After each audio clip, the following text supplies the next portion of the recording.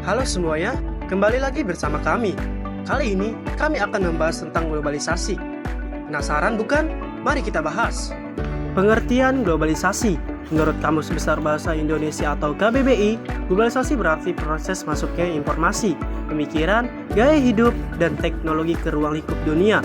Berikut adalah pengertian globalisasi menurut para ahli, Cochrane dan Penn, dan Ahmad Suparman. Globalisasi menjadikan seluruh bangsa dan negara di dunia semakin terkait, mewujudkan satu tatanan kehidupan baru dengan mentiadakan batas geografis, ekonomis, sosial, dan budaya. Selain itu, globalisasi mengubah dunia menjadi satu kesatuan yang terwujud dalam bentuk keterkaitan antar bangsa dan antar manusia. Keterkaitan itu dapat melalui berbagai macam kontak seperti perdagangan, komunikasi, investasi, perjalanan, dan budaya. Selanjutnya, mari kita simak mengenai bentuk-bentuk globalisasi. Yang pertama, globalisasi bidang budaya. Globalisasi dalam budaya memberikan manfaat budaya bangsa. Globalisasi membuat orang untuk bisa menjangkau kebudayaan orang lain dengan mudah. Misalnya, mendapatkan model pakaian yang sedang tren, musik, jenis makanan, dan juga bahasa seperti bahasa Inggris. Yang kedua, globalisasi bidang komunikasi. Komunikasi merupakan proses penyampaian pesan atau informasi dari satu pihak ke pihak lain.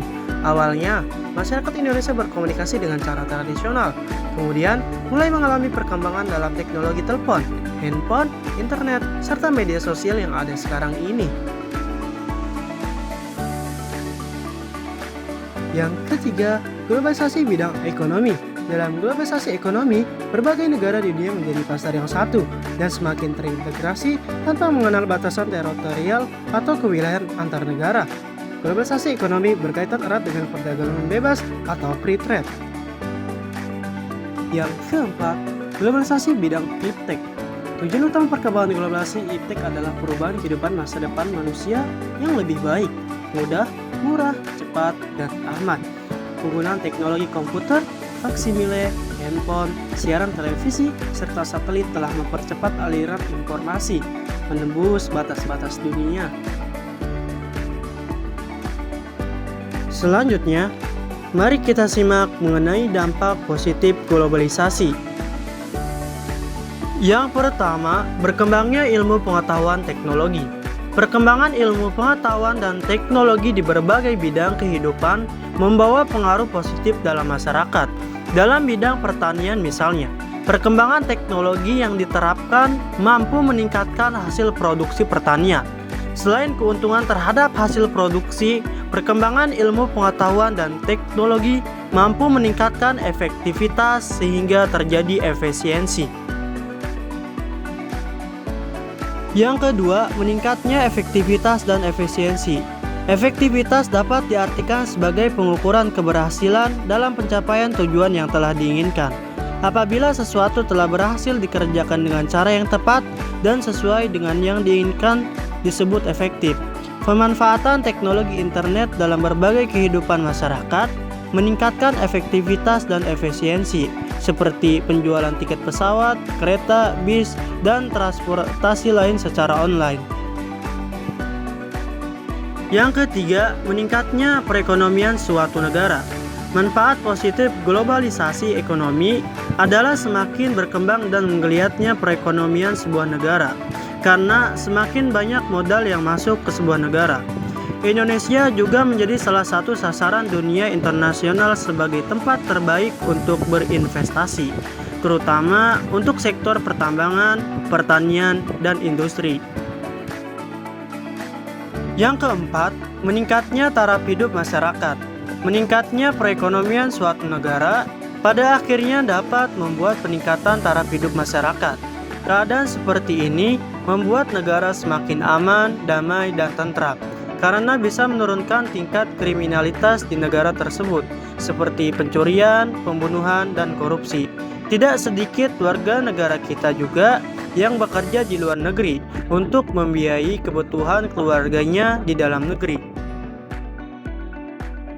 Yang terakhir atau yang kelima, komunikasi semakin cepat dan mudah. Media komunikasi berkembang pesat. Dahulu, media komunikasi melalui surat menyurat. Saat ini, diantaranya dengan surat elektronik atau email, internet, telepon, media jejaring sosial, dan sebagainya. Media komunikasi tersebut lebih disukai masyarakat karena dianggap lebih cepat dan murah. Dalam hitungan detik pesan kita sudah tersampaikan. Selanjutnya, mari kita simak tentang dampak negatif globalisasi. Yang pertama, westernisasi, yaitu perkembangan teknologi telah memungkinkan perluasan akses informasi sehingga menyebabkan perubahan budaya. Salah satu proses perubahan budaya adalah westernisasi. Westernisasi merupakan sikap meniru mentah-mentah budaya apa yang dilihat tanpa pertimbangan lebih dahulu. Proses ini biasanya terjadi pada orang-orang yang ingin cepat dikatakan modern dan khawatir dikatakan ketinggalan zaman. Westernisasi bila pertimbangan tidak dipikirkan secara matang dan adopsi budaya material dilakukan tanpa ada latar belakang yang sesuai akan memunculkan sifat sikap negatif seperti boros, sombong, egois, dan lain sebagainya. Yang kedua yaitu demoralisasi. Globalisasi yang terjadi menjadikan paham-paham barat masuk secara leluas ke Indonesia. Padahal belum tentu sesuai dengan nilai yang dimiliki bangsa Indonesia. Dekadensi moral atau demoralisasi adalah menurunnya atau merosot akhlak atau moral seseorang. Ciri dari penurunan moral ini salah satunya ditunjukkan dari perilakunya yang bertentangan dengan nilai dan norma dalam masyarakat, seperti pembunuhan, pencurian, korupsi, dan pergaulan bebas. Yaitu yang ketiga, kesenjangan sosial ekonomi. Kesenjangan sosial ekonomi adalah perbedaan yang tajam antara satu kelompok dengan kelompok yang lain dalam bidang sosial dan ekonomi. Dampak dari adanya kesenjangan sosial ekonomi antara lain angka kriminalitas yang tinggi, kemiskinan, dan kualitas kesehatan menurun. Upaya menanggulangi kesenjangan sosial ekonomi antara lain melalui pendidikan, menciptakan lapangan pekerjaan, dan meningkatkan sistem keadilan, dan melakukan pengawasan terhadap mafia hukum. Yang keempat, pencemaran lingkungan. Proses globalisasi yang tidak dibarengi dengan analisis masalah dan dampak lingkungan atau AMDAL sering menimbulkan malapetaka, yakni berupa pencemaran lingkungan. Pencemaran lingkungan ditandai dengan berubahnya tatanan lingkungan oleh kegiatan manusia atau proses alam sehingga kualitas lingkungan turun sampai ke tingkat tertentu yang menyebabkan lingkungan kurang atau tidak dapat berfungsi lagi sesuai dengan peruntukannya.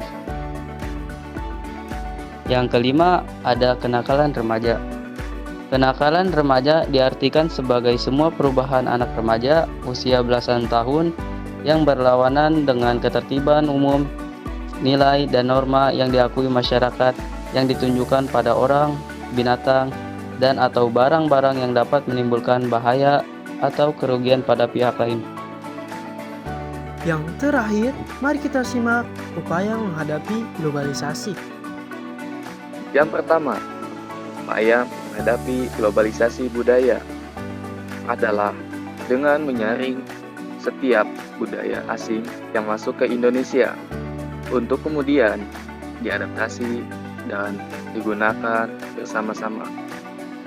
Mempromosikan budaya asli Indonesia ke kancah internasional untuk menumbuhkan rasa cinta budaya Indonesia.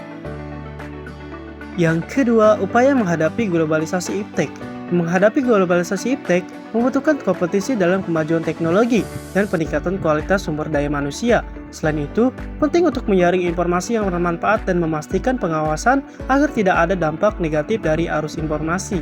Lalu, orientasi ke masa depan dalam penguasaan teknologi modern diperlukan agar kita tetap relevan dan dapat beradaptasi dengan perkembangan teknologi. Yang ketiga, upaya menghadapi globalisasi ekonomi adalah dengan cara menghadapi globalisasi ekonomi, yaitu kita perlu meningkatkan daya saing produk lokal melalui kualitas dan inovasi. serta memperkuat sumber daya manusia dengan pendidikan dan pelatihan. Pengembangan infrastruktur ekonomi seperti transportasi dan teknologi juga penting untuk mendukung ekspor-impor. Yang keempat, upaya menghadapi globalisasi komunikasi. Untuk menghadapi globalisasi dalam bidang komunikasi, penting untuk memilih dan memanfaatkan alat komunikasi yang tepat sesuai fungsi dan kebutuhan. Penggunaan alat komunikasi ini harus diarahkan demi kemajuan masa depan dan dihindari dari penyalahgunaan yang merugikan. Selain itu, bijaksana dalam memilih informasi sangat diperlukan agar kita tidak terpengaruh oleh informasi yang salah atau menyesatkan. Dengan cara ini, kita dapat memanfaatkan komunikasi dan informasi secara positif dan bermanfaat. Yang kelima, upaya menghadapi globalisasi transportasi. Memanfaatkan alat transportasi sesuai jarak dan waktunya penting untuk efisiensi perjalanan. Penggunaan yang tepat juga dapat mengurangi kemacetan dan menghemat waktu. Selain itu, penting untuk tidak menggunakan alat transportasi secara berlebihan. Agar tidak menimbulkan pencemaran lingkungan, kita juga harus menjaga keberadaan alat transportasi lokal sebagai khasana khas budaya untuk melestarikan warisan bagi generasi mendatang.